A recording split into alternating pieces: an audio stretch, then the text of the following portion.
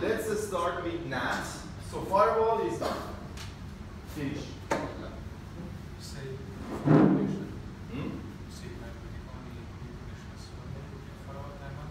By default, if you go to connection tracking, established timeout is 1 day.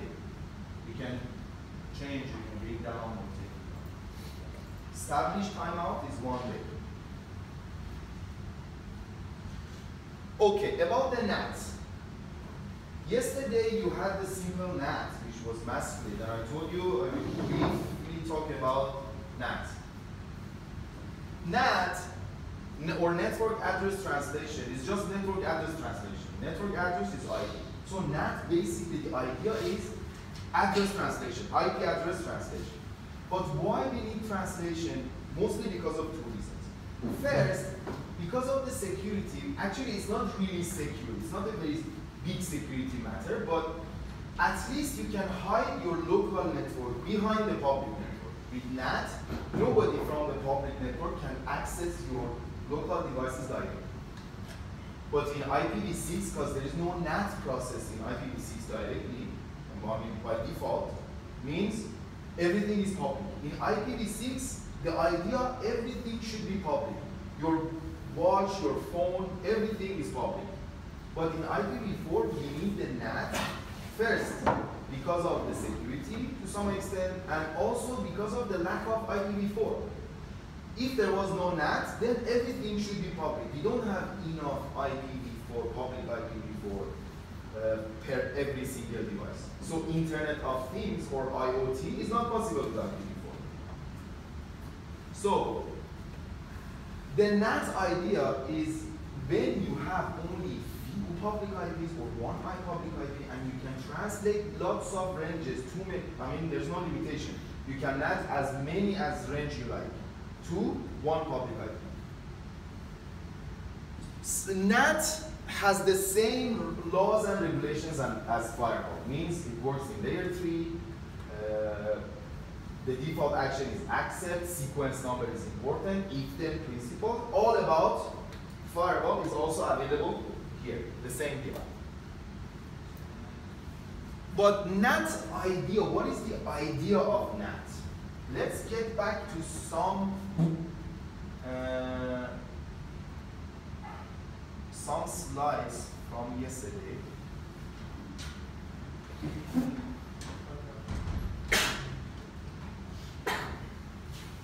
Actually, there are only 2 types of IP address in the world. One type, we call them routable. The other type, non-routable. When it says the only range which would be routable is public IP, what is the meaning of public IP? There are 5 companies in the world. We call them RIR, Regional Internet Registry. In our region and Europe, it's RIR. Pacific, it's APNIC. South Africa, AFRINIC. South America, LACNIC. North America, ARINIC. 5 companies, RIR, exactly the same policy, but geographically different. They are responsible for different parts of the world. Actually, these 5 companies are mafia of internet. Internet is under the control of these 5 companies. So, for sure, internet has more than 5 core routers in the world, but let's assume that there are 5 core routers in the world. When I say core routers, I mean BGP routers. There should be a BGP router. We call these RIR, Regional Internet Registry. The next level, we call them LIR, or Local Internet Registry, which are big ISPs or governmental ISPs in each country. I don't know which one is here, but the biggest ISPs.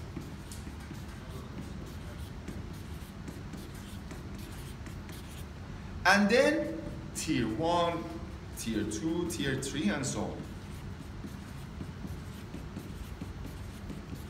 These are all BGP routers.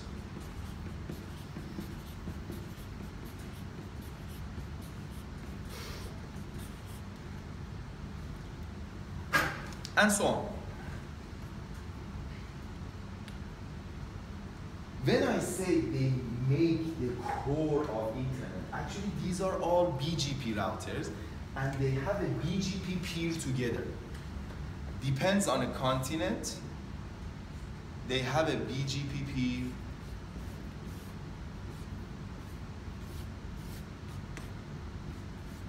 Although sometimes they have a peer together also.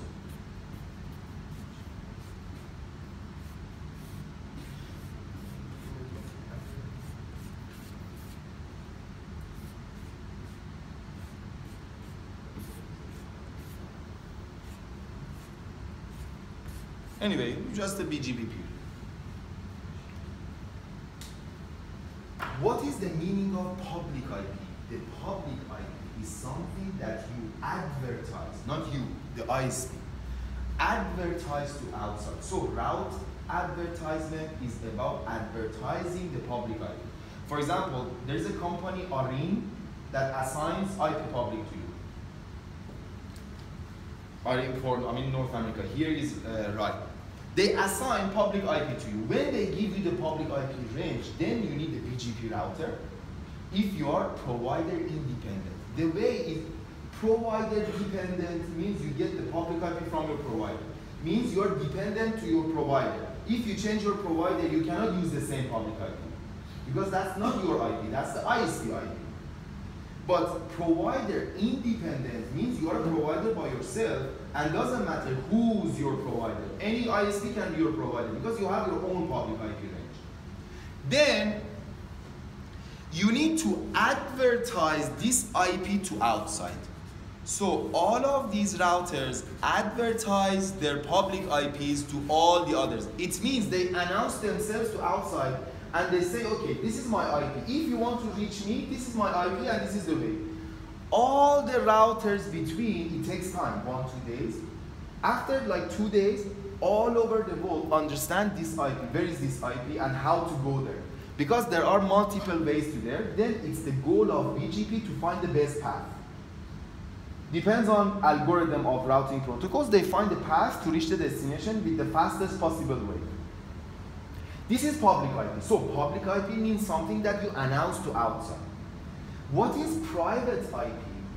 Or basically non-routable address, we have to say. Non-routable address are those addresses that all, without exception, all of the routers, BGP routers in the internet should filter these addresses.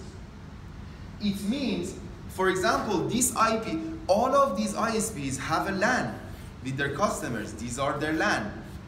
Okay. These are their LAN. They provide service to their customers. These are their LAN. Everybody has a LAN here. All of them have a LAN. But when we say non-routable address, assume that a computer from this LAN with private IP.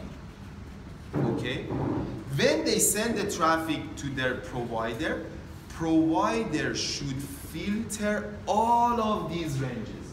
It means ISP should not advertise non-routable address to outside. This is the way how they control to keep them non-routable.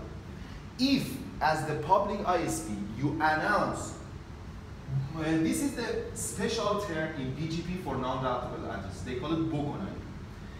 If, as the public ISP, you advertise bogon ranges, for the first time you need to pay penalty, second time, huge penalty like $50,000. For the third time, you're gonna lose your license. It's really strict. If you're the public ISP, you have to filter them all. If you don't filter, for sure your ISP filters. For sure your ISP filters. But in case of small mistake that nobody filters a specific range and it goes to public, then you're all in trouble. All the ISPs in the way will be in trouble. You have to filter these IPs. So, by advertisement of routable addresses and filtering of non-routable addresses, you can control the world. We can control the world. So these are the only routable ranges. Means if you want to route through the internet, you only have to use these addresses. Private ranges or non-routable addresses are only for local use. We have 3 ranges, we call them private IP ranges. It's possible to use privately, locally. 192.168.0.0-192.168.255.255, 10.0.0.10.255.255.255, and 172.16.0.0-172.31.255.255. These are 3 private ranges. But more than private ranges, we also have some other non-routable addresses, like loopback address. 127.0.0.1 is loopback address. It's not routable. You cannot route to the internet with loopback address. Or APIPA. You know what's APIPA? For sure you've seen APIPA in the range of 169 something, 169.254. You try to receive IP address from DHCP, but because of any reason it's unsuccessful. It sets a default IP, 169.254 something. This is APIPA. This is non-routable. You cannot route to the internet with this. Also multicast address, broadcast address, all of these are non-routable addresses. Anything else more than these addresses are routable. Now we have 2 types of routable. Provider dependent, provider independent. It depends. If you are the public ISP, you are provider independent. Doesn't matter who's your provider. You still have your own public IP range. This is the idea of public, private, and having a NAT between. Now, about the NAT, we have 2 types of NAT. One of them is source NAT. The other one is destination NAT. So, NAT basically means changing the address of the packet. And packet has 2 IP addresses, source address, destination address. If the NAT process changes the source address of the packet, we call it source NAT.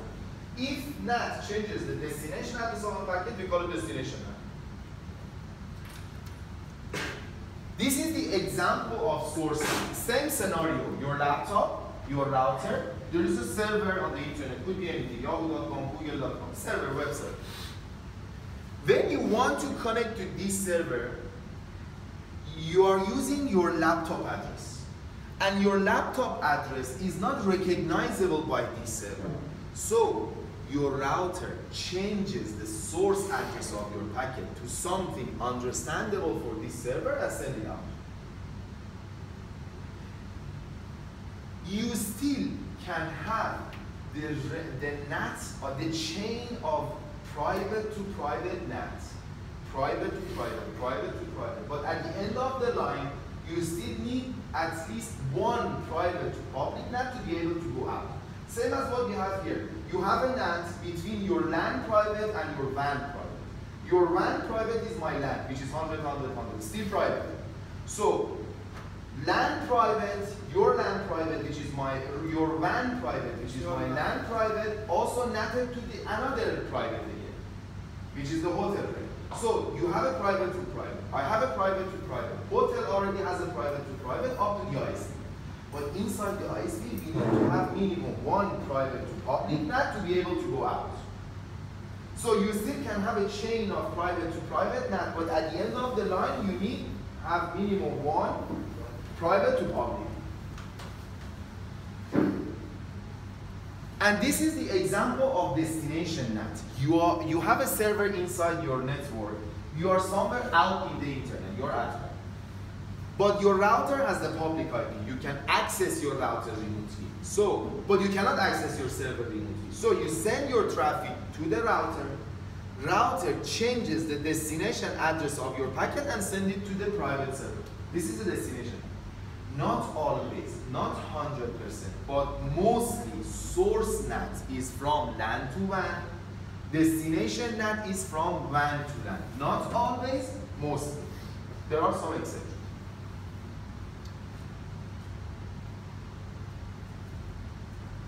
This is an example with the IP address. Your laptop IP is 192.168.x1, which is not recognizable. Your router changes this IP to something recognizable by this server and sends it out. But for source NAT, also for destination NAT, we have multiple processes. For example, for source NAT, we have 2 processes. We have 2 actions for source NAT.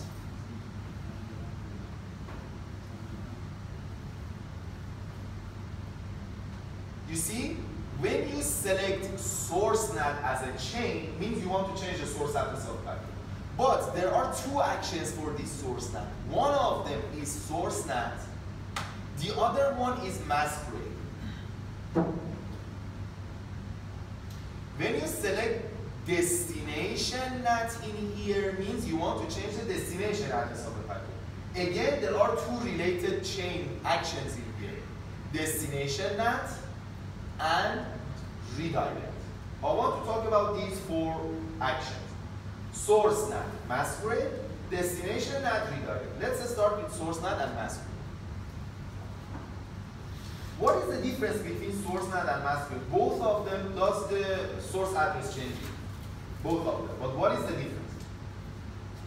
Right now, I have only one WAN IP address.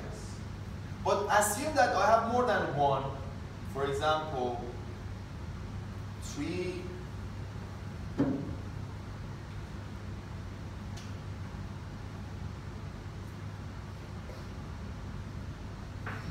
4, and 5. I have 5 public IP addresses, 4 public IP addresses. Okay.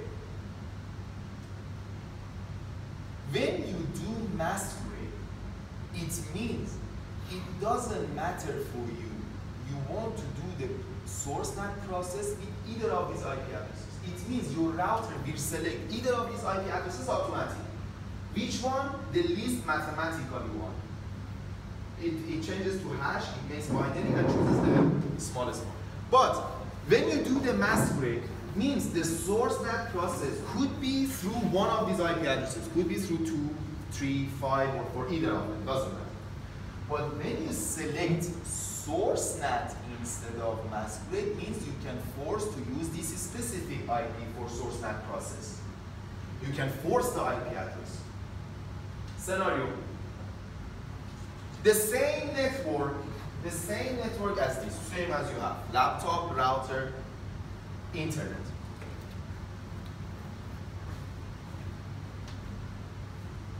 This is only one server, but assume that this is internet. There are multiple servers, internet. We have some limitations for NATing process. For example, let me write, it's more understandable.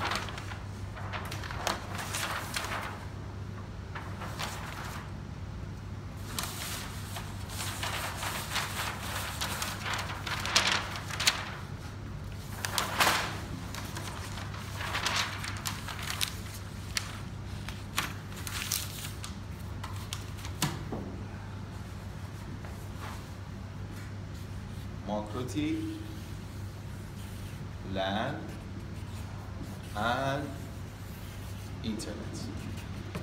Okay. Assume that we have a computer here. IP address is same as what we have in here. 192.168.x.254 is the gateway here, and X, instead of X, I use 1, for example, the first router. X254, let's say 1, 1. There is another thing, 1, 2, another thing, 1, 3. Okay. And also there are 3 servers here. This one, 1, 1, the IP address 1, 1 is the IP phone. But the IP PBX, the VoIP server, is not inside the network, it's outside the network. This is our IP PBX with the IP address 1111. The problem is also my WAN range is 10, 11, 12. What we have right now. Assume that it's public. The problem is this IP PBX, because of the security, only can recognize my VoIP traffic, through the IP address 10, 11, 12, 5 only. because of the security. If the traffic, VoIP traffic, comes with any other IP addresses, it cannot recognize. There is another web server there. You have a cloud web server, for example, web server with the IP address 2222. This computer needs to connect to this web server, but again, because of the security, that web server can recognize the traffic only with the IP address 10.11.12.4.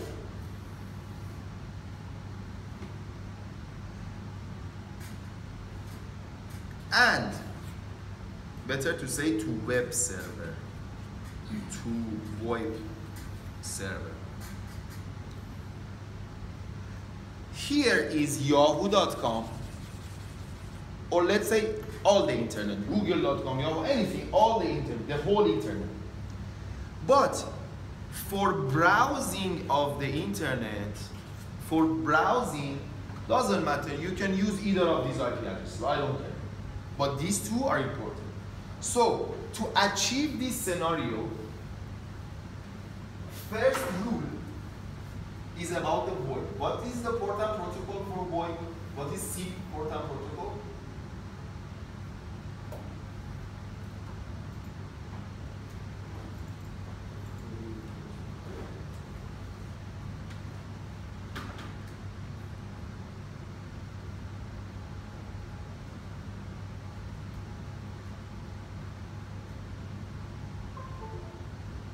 SIP port and protocol.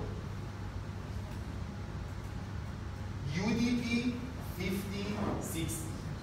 Also, sometimes TCP 5060. So I need to add both TCP and UDP. Or do not provide the protocol. This is also available. But to achieve the first scenario, this IPPBX server, which is 1111, only can recognize my IP with 12.5. I'm telling to my router, my IP phone or IP phone range, here is just a single IP. For my IP phone, which has the address 192.168.1.1, is the source address of my IP. If it needs to work with this destination server only, through the protocol TCP 5060. By default it's UDP. Let's say UDP. UDP 50. I'm telling to my router in the chain of source NAT, if this source wanted to send VoIP traffic to this destination, then do the source NAT process only with the IP address 10.11.12.5. Which port? Same port. Same port of this IP to the same port of that IP. But by choosing the source NAT as action, I can force the IP address. This is the first scenario.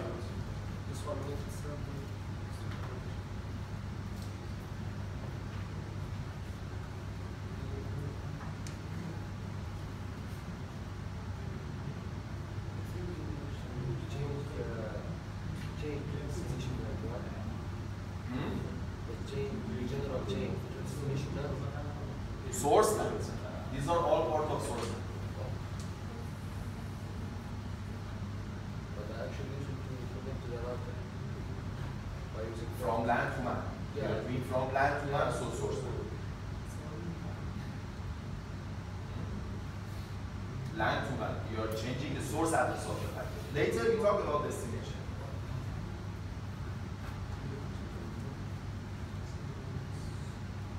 So this was my first scenario. Second scenario, traffic to that web server only should go through this IP. Okay? The web traffic is TCP/80. So only, this is my first rule. The second rule, if the source address would be 192.168.1.3, if it wants to work with that server IP with 2222,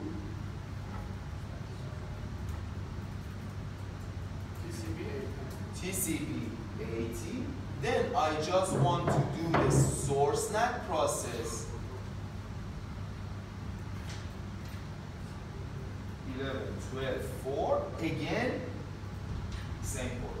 Maybe, because of the security, this web server, instead of port 80, it uses port 8000.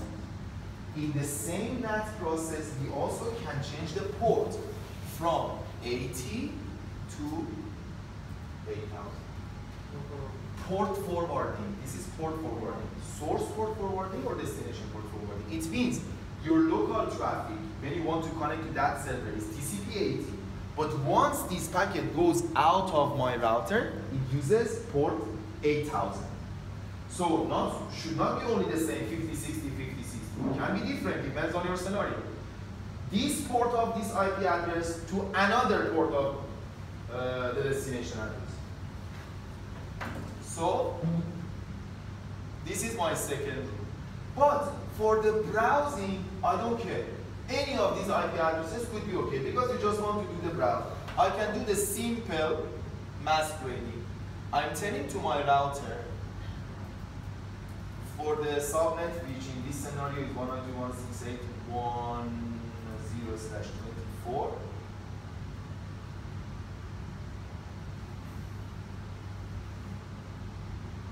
/24. For browsing, I mean TCP/80, or let's say 443 is also possible as a browsing. So better to not provide anything. For anything else, just do the simple masquerade. You cannot force the IP address anymore. It means your router will choose one of those IP addresses automatically. Or we can also put the out interface. I tell you about that. Out interface is something else. Why you need out interface? Actually, all of them, it's not forced, but better to use out interface. There is no difference in this scenario because you have only single LAN, single WAN. Out interface is good when you have multiple LAN and multiple WAN. You have multiple LANs or even one WAN or multiple WAN. Now, it's not, but when you do the NAT without out interface, it does the NAT for all interfaces, which is not good. You always should do the NAT process only for outgoing traffic, not for your local traffic. Local traffic doesn't need the NAT.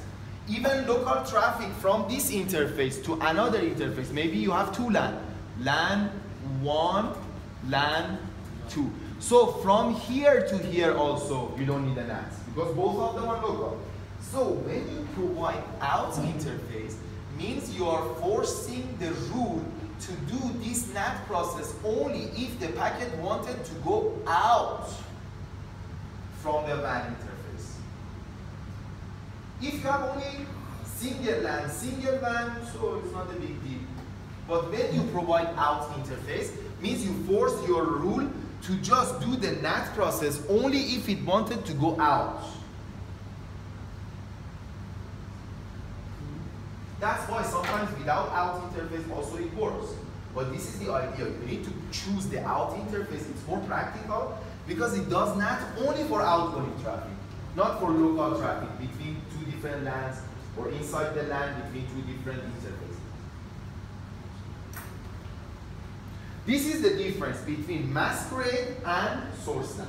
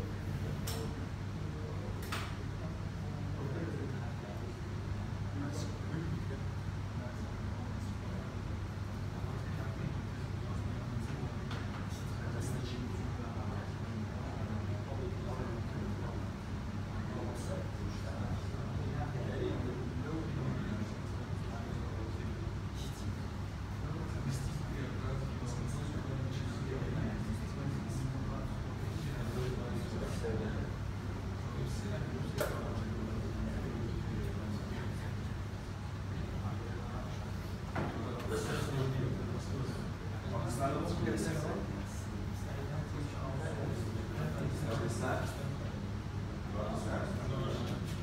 You don't understand? Tell me no problem. You didn't understand?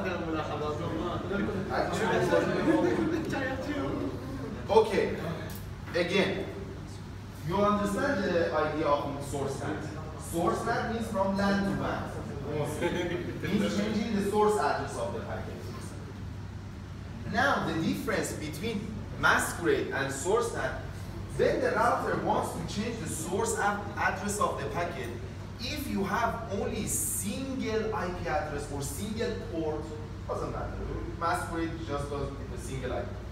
But in this scenario, we have multiple WAN address and multiple traffic, and we need to force a specific traffic. Otherwise, masquerade is enough for us because it changes all of our source addresses to one of these IP addresses and send out. Very simple. But the problem is, in such a scenario, we need to force a traffic to use a specific IP as the source, or a specific port as a source. Could be port or could be IP.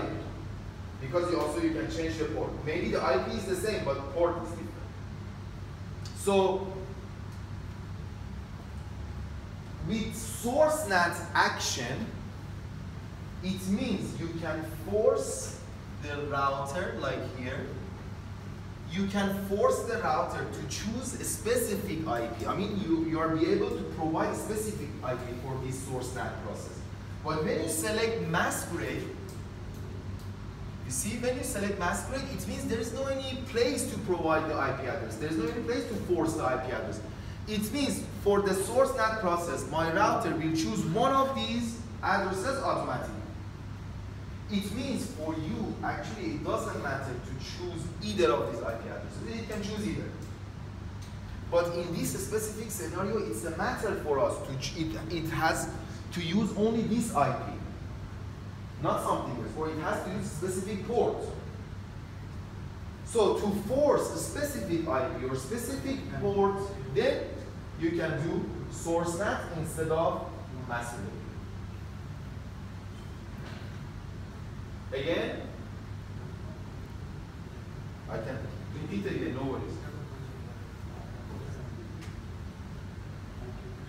You need to translate your address to send out the traffic anyway.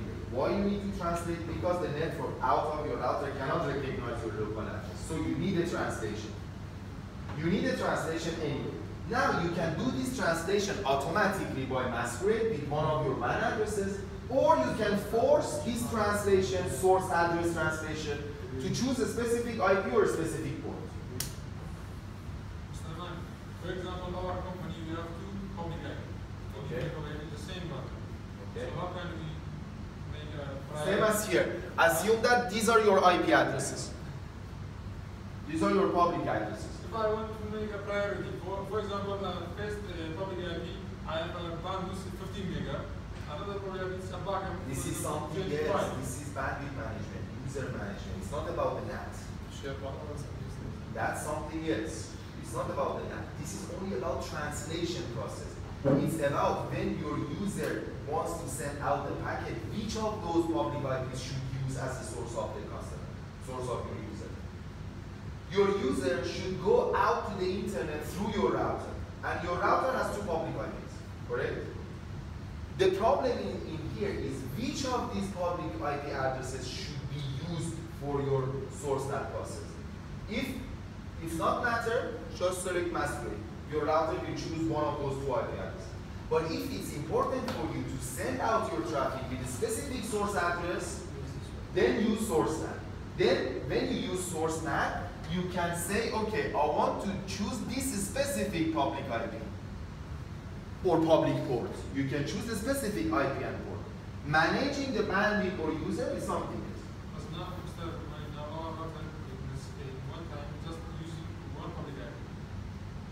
It's because you may have masquerade only, and it always uses masquerade to send out.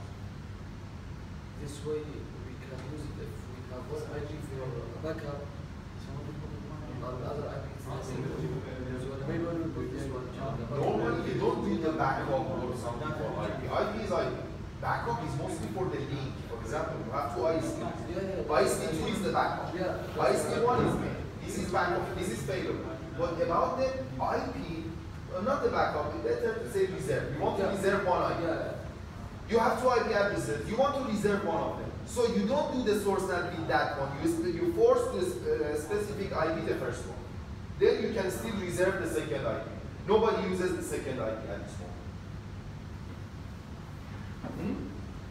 It's all about reserving IP. You have two public IP addresses, you have 100 clients. It's all about you. Is it a matter for you to send out all of this traffic only with a single IP, it's okay, or you need to force specific IPs? This is only for NAT process, changing the source NAT, changing the source address of the packet. It's all about the IP addresses.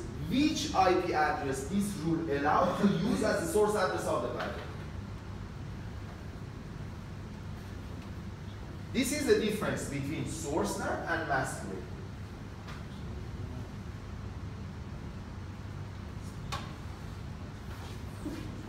Source NAT has some problems and limitations for some protocols. What type of protocols? Mostly streaming protocols. When you NAT FTP, for example, FTP cannot find a way. If you NAT FTP traffic, nobody from your local network can connect to any FTP server outside because of the NAT. It means the professional term is this. FTP is not NAT traversal. It cannot travel through the NAT. FTP is like this. Some protocols are like this. Which protocols? Service port protocols. There is the menu here, service port. These are the protocols that have a problem behind the NAT. If you NAT these protocols, they cannot find their way. They cannot find the destination. That's why McCarthy put FTP here and uses the default port. It means if you disable this FTP, right now it's disabled in my router. You cannot connect to any FTP server outside. Maybe you can connect, but lots of packet loss. I mean, it's not really practical. It doesn't work well because it cannot pass the NAT. Not only FTP, all of these protocols, and all these protocols are mostly a streaming protocol. IRC is message streaming. H323 is video streaming. SIP is voice streaming. FTP is data streaming. So mostly a streaming protocol. Have a problem behind the NAT. Although you cannot delete them, and also you cannot add more. You only can disable or enable them, or finally change the port. For example, if because of the security you change your local FTP port to something else, then also you need to change it.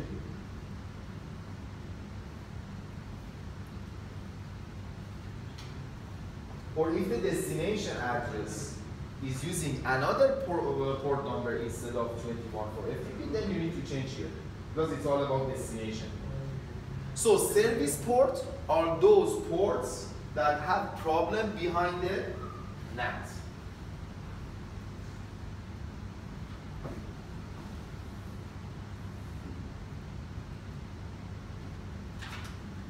Now about destination NAT, exactly opposite. Destination NAT is from WAN to LAN. So you are somewhere in the internet, you just want to connect to that server, you cannot access 192.168.1.1 because it's private address, but you can access the router IP. This is the router IP. Router receives this packet and changes the destination address of the packet to the 192.168.1.1. In this scenario, it's still using the same port, but also you can change the port locally. Maybe your local port is 8080. So it sends with 80, you change to 8080. This is what they call it port forwarding. You change the port when you send the traffic locally. This is destination NAT. And destination NAT is also the same as source NAT. But I want to give you the scenario. By solving this scenario, we can understand the meaning of destination NAT. What is RDP? You know what's RDP? You know? RDP. Remote desktop protocol. What's the port SAN protocol? RDP, type RDP port and protocols. Fast search. In the exam, if somebody asks for RDP protocol, how you find it? You need to search. RDP protocol.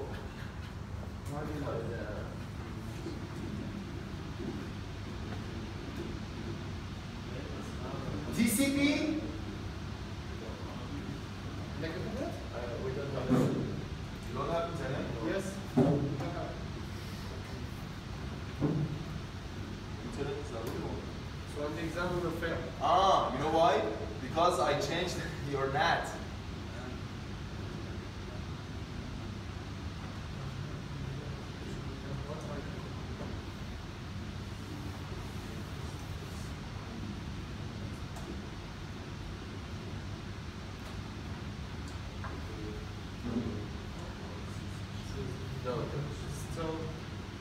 Still, I think the IP is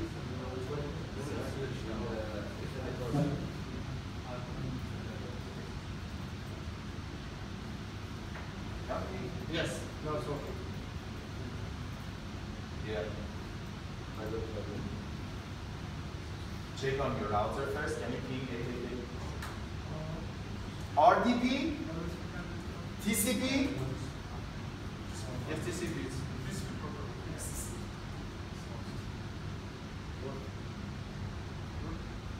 TCP? Port number? 3389. 3389. RDP is TCP 3389. I'm somewhere in the internet. I'm out of your network. I want to connect to your laptop with RDP. It means I don't know what is your laptop IP, but I know what is your router IP. I send my RDP traffic to your router IP.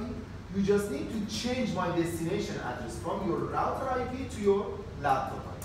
But before going through this scenario, you need to check two things on your laptop. Although if the Windows version is home edition, it doesn't have RDP. Don't try it. If the Windows is not home edition, check these two. First, disable your antivirus. Second, go to my computer, right-click properties, go to remote and enable RDP because it's disabled by default. But if one of your laptop works, it's enough for me. Just do this first.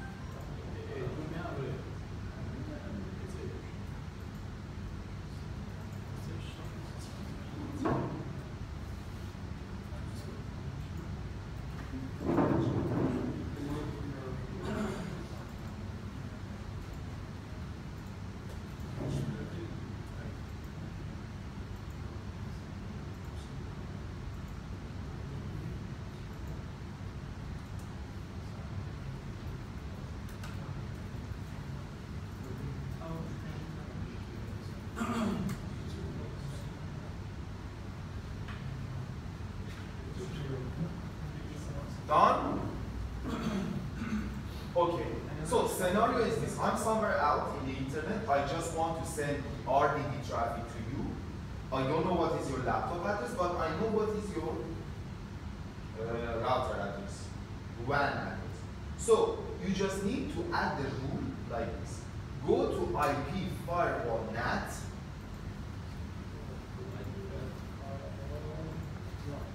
Add new rule. Chain destination NAT. What is source address? From the action? Yeah, no. First tab. Don't go to action. First. Chain destination NAT. Destination NAT, not the source. What is the source address? My PC. I want to send it to the URDB traffic. No. We don't know. We don't care. We don't see it. You don't see. If as security wise it's matter, you need to ask my public IP. If security wise it's matter. Then give source address. What is destination address? Macro T.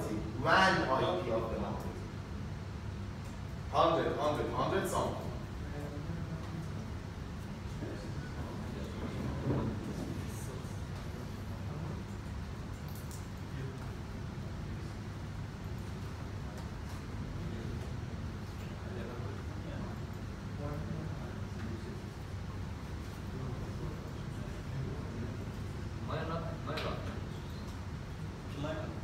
Your router. Because I'm sending my traffic to your routers.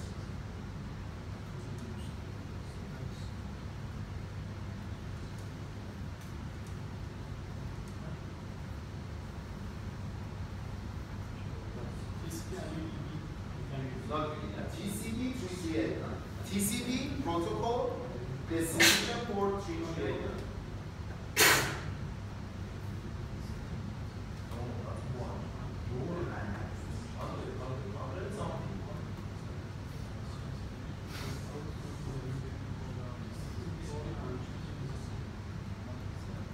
Normally works with TCP. Maybe you need these backup.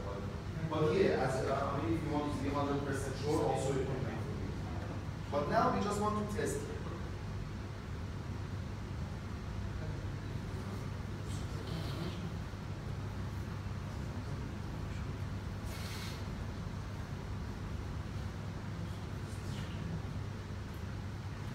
Port for destination port, protocol, TCP destination port 3389.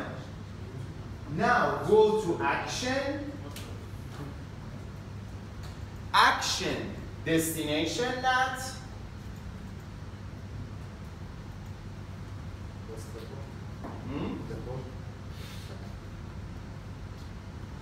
3389. 3389.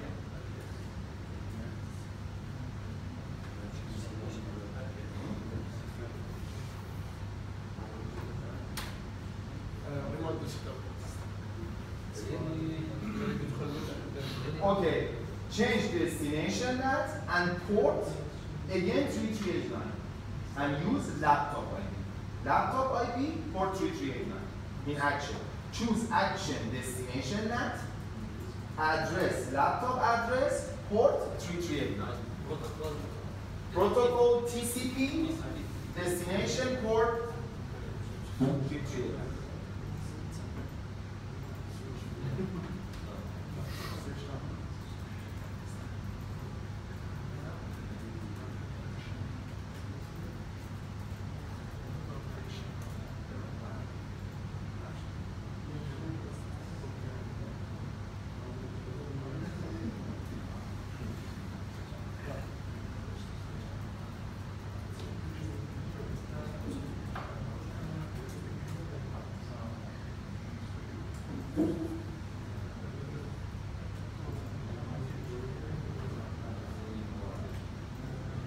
Okay. Done?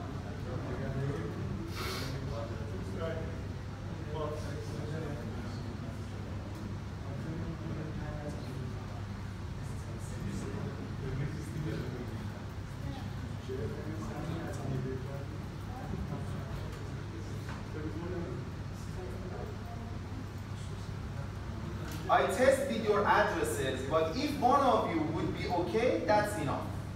I don't test the rest.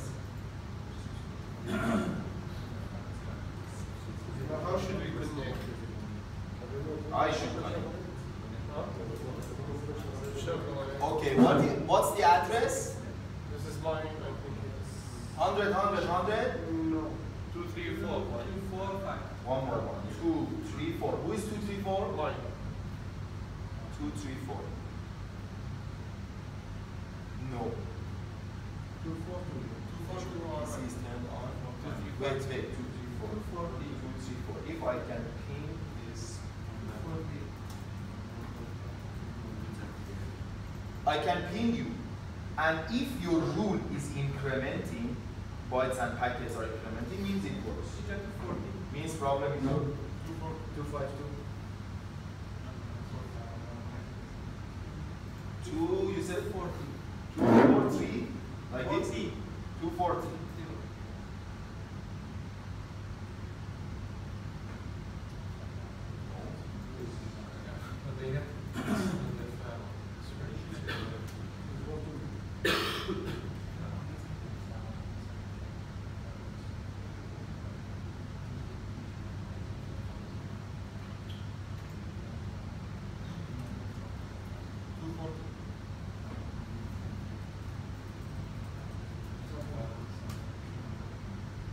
No, not this one.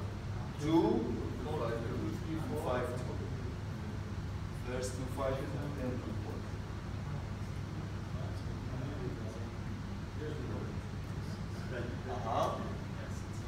4. Opening. Your rule is incrementing. Check your rule. The rule is done, but I think the rule is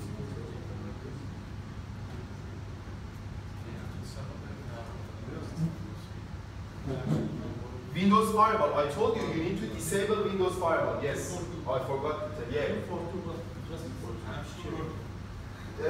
Disable Windows Firewall also.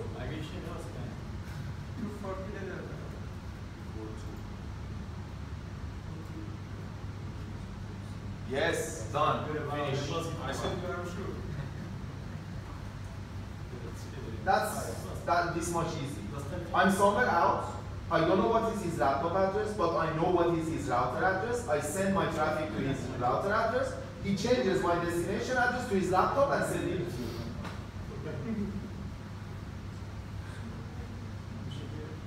So you can have a Windows server in your office, and at home, from the home, you can easily connect to your server.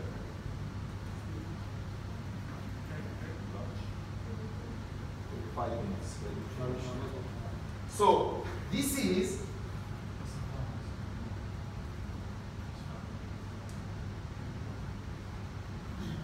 destination net. Exactly the same relation between source net and masquerade is available between destination net and redirect. What was masquerade? The masquerade definition. Masquerade is a special type of the source net that changes the source address of the packet with one of the IP addresses of the router automatically. Same as redirect. Redirect is a special type of the destination net that changes the destination address of the packet with one of the IP addresses of the router automatically. Redirect, what's the meaning of redirect? The best example for redirect is redirecting the DNS cache and proxy cache. Actually, it's mostly useful for these two, three protocols. For example, on your laptop, you set 8888 as the DNS. It means you want to send your DNS requests to 8888. This traffic comes to the router. What is the port and protocol? UDP53. But the router wants to reply by itself, means router wants to force the traffic to use its own DNS cache. It means it redirects to itself and router responds.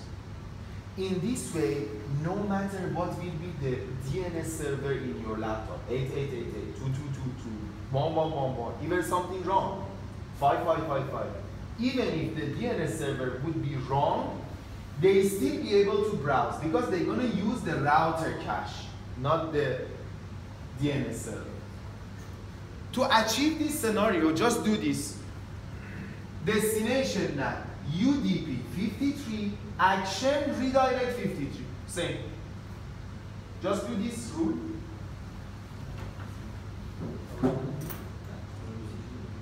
Action redirect 53.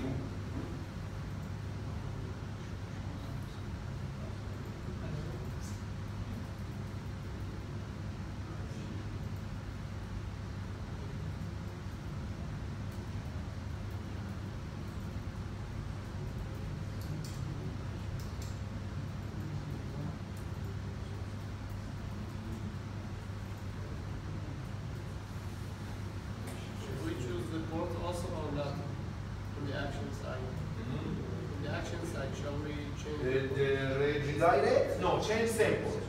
50G.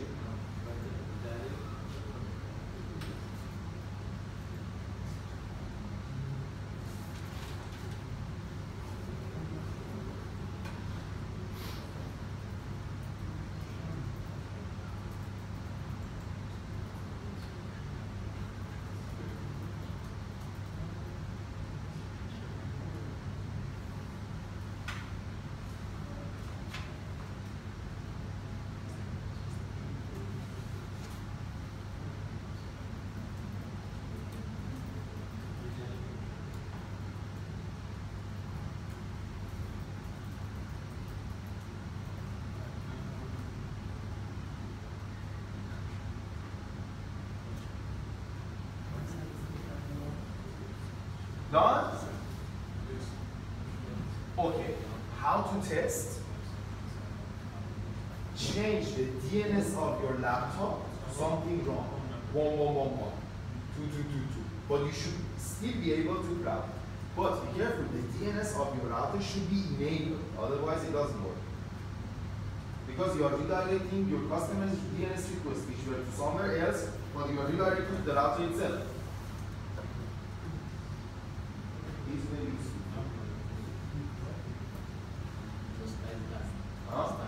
Also, you are very useful for it.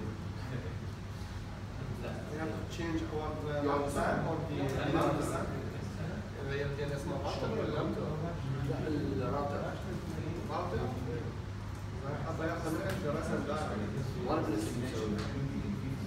Means in the chain of destination, the leader of your user said DNS. You are changing actually. You are changing. I mean, you are changing the destination to the router itself for the encryption. Then you want to send your DNS request to something else, to another server, 8888, something else, but your router didn't respond because it redirects the destination address of your packet, which was 888, to the router itself. Connected directly to DNS. No. Even customer doesn't understand what's happening because they think they sent the request to 8888, but actually our router responded. Yeah, shall we change it inside the router now? No, not inside the router, inside the laptop. Okay. Router should be the same.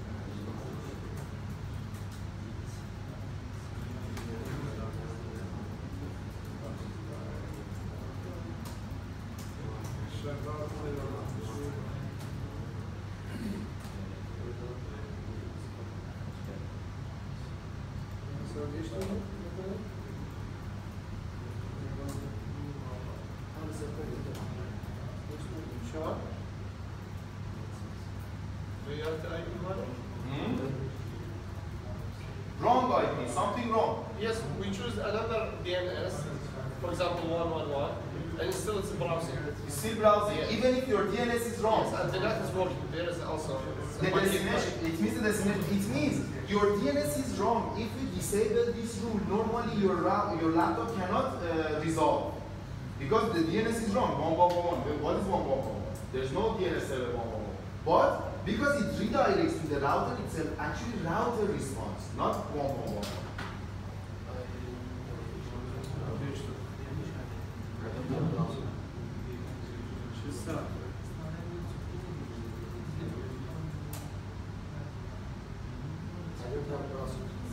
You don't have browsing either. So disable your rule first, solve the problem because it may not be it's not because of this main.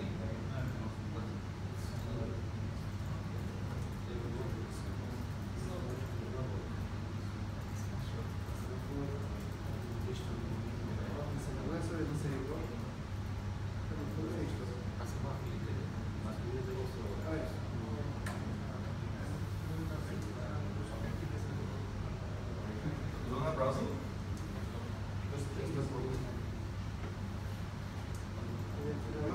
But I don't have browsing. Even with the wrong DNS. No, it's not Okay. With wrong DNS. Wrong DNS.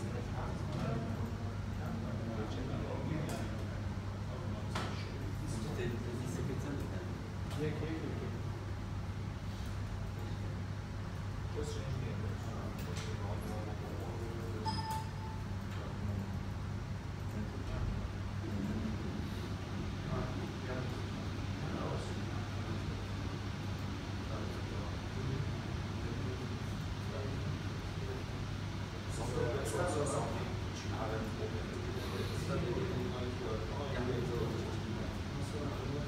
because that one may come from the cache.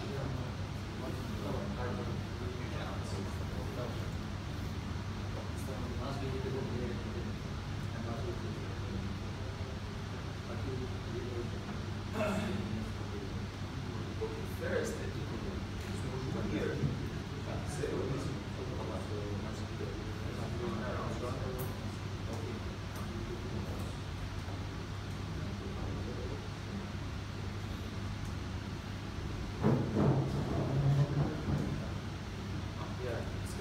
Even if the DNS is wrong, it takes time only first time because it needs to redirect for the first time. Done? You got the result? No.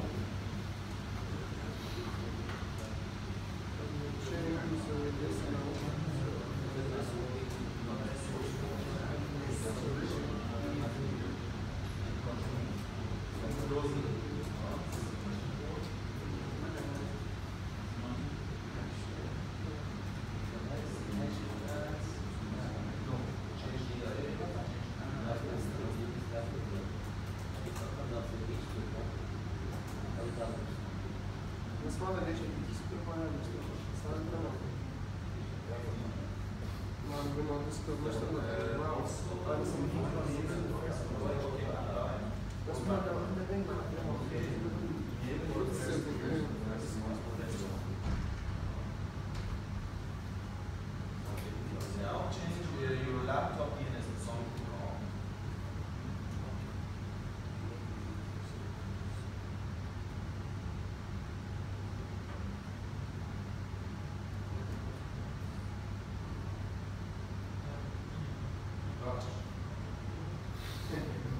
Let's go for it. Something wrong. Just change it to one.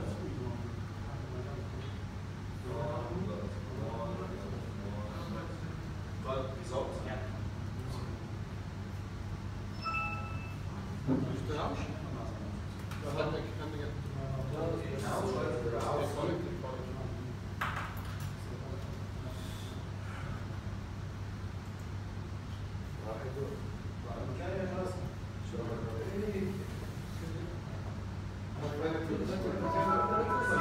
Even if your DNS is wrong, because you want to send your DNS request to 111 was actually your router response. Okay, lunchtime. Let's go for lunch.